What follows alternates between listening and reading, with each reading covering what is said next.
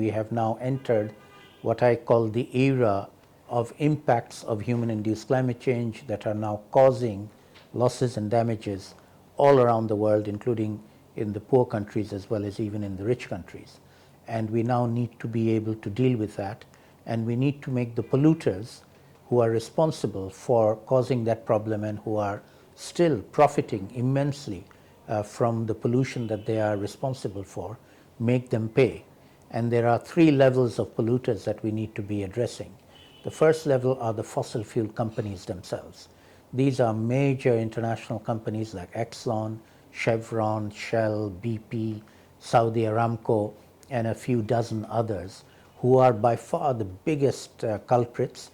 They have known that they cause pollution for many, many decades. They have suppressed that information.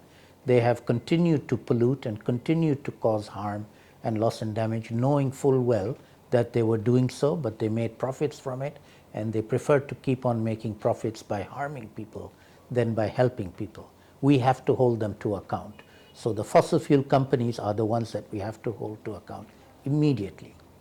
At the same time, we also have to hold to account the investors in those fossil fuel companies, bankers, investment companies, investors from all over the world who have put their money into those companies, knowing full well that those companies are causing pollution, that pollution is causing harm, and they still wanted to make profits from that pollution and that harm.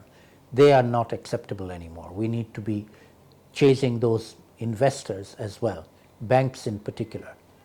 And then the third level are politicians of governments who have been hiding behind the fossil fuel companies and in some cases have been actually manipulated by the fossil fuel companies. And the biggest and starkest example was the 4 years in the United States of America when we had President Trump as the president of the US, who was absolutely in the pockets of the coal industry, in particular in the US.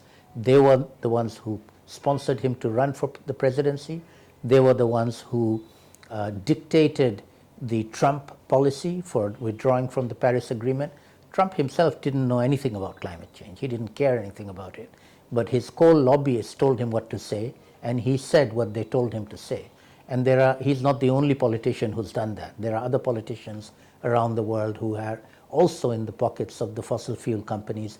We have to call them out. Those countries, in particular at the Framework Convention conferences, the Conference of Parties, these countries who represent the polluters in their own countries are really very much in the pockets of the polluting companies. The politicians themselves benefit from the polluting companies, and the politicians stop any kind of global action and global agreements from going forward, particularly on the issue of loss and damage finance from the polluters.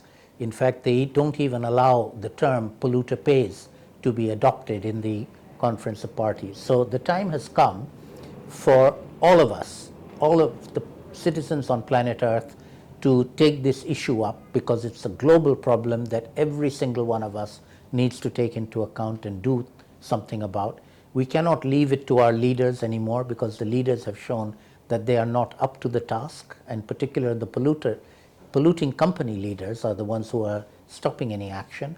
We cannot let them stop action. We need to go around them, defeat them in the political arena, and particularly make the polluters pay. So I commend ActionAid on taking forward this campaign. I'm very happy to be part of this campaign. We need to have polluter pays as our major global campaign for all people, all citizens, and identify who those polluters are and make them pay for the pollution that they have caused. The time has come to no longer allow them a free ride to continue making profits by polluting and causing harm.